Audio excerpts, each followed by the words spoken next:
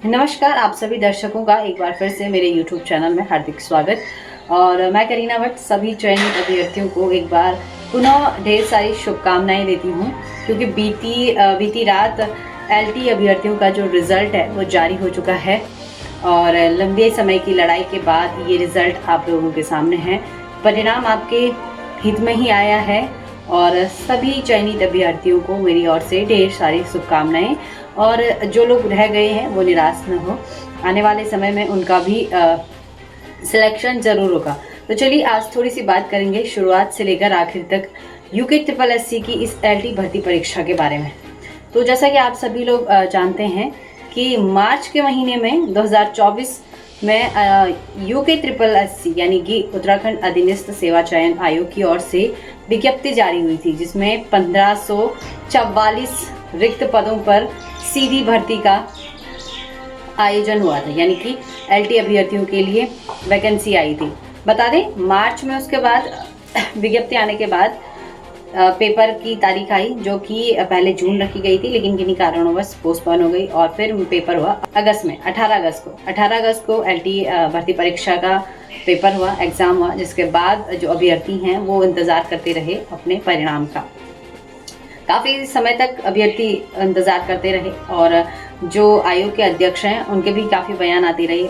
कई बड़े पैनल पर जाके उन्होंने बात करी कि रिज़ल्ट हमारी ओर से प्रॉपर है, तैयार है, बस अब लाना बाकी है, कुछ एकादुकी चीज़ें हैं तो उनको करने के बाद रिज़ल्ट आएगा। लेकिन धीरे धीरे ये समय बीतता गया, रिज़ल्ट नहीं आया।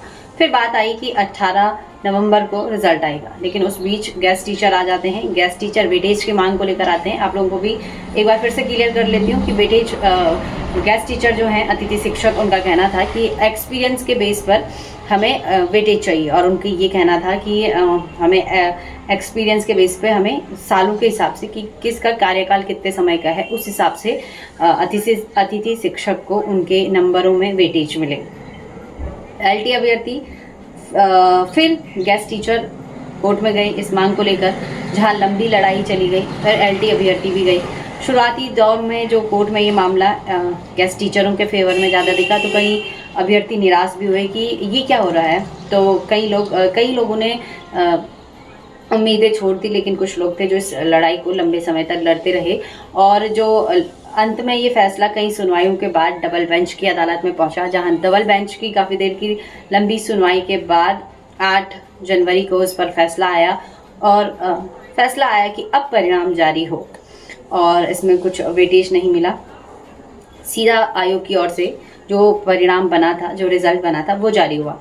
तो जैसे कि आप लोगों ने देखा होगा, बीती रात को 9 बजे रिज़ल्ट आया और सभी अभ्यर्थी खुश हो गए। तो एक बार फिर से आप सभी अभ्यर्थियों को मेरी ओर से हार्दिक शुभकामनाएं हैं। और लंबे समय का इंतज़ार था, बहुत लंबी लड़ाई आप लोगों ने लड़ी है, लेकिन जो भी होता है अच्छा होता है। और वही बात मैंने कल रात को भी कही थी, जब रिज़ल्ट आया था उस टाइम भी मैंने एक छोटा सा वीडियो आप लोगों के बीच लाई थी। और एक बार फिर से कई लोग सवाल कर रहे थे कि मैम कितनी कट ऑफ जाएगी, क्या मेरे इतने नंबर में हो जाएगा। तो अब रिज़ल्ट आपके सामने है और उम्मीद करती हूँ कि सबका चयन हो गया होगा।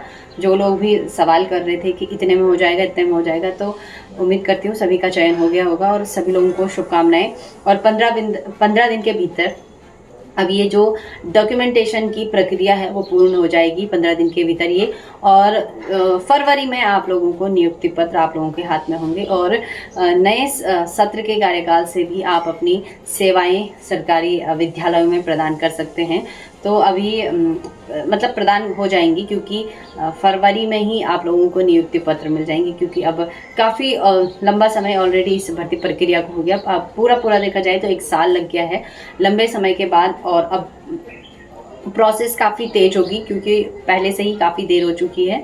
अब 15 दिन के भीतर ये जो डॉक्यूमेंटेशन की प्रक्रिया है वो पूर्ण हो जाएगी और आयोग चयनित अभ्यर्थियों की सूची आगे प्रोवाइड करा देगा, जिसके बाद चयनित अभ्यर्थियों को नियुक्ति पत्र मिल जाएंगे। तो चलो एक बार पुनः आप सभी दर्शकों को मेरी ओर से हार्दिक शुभकामनाएं।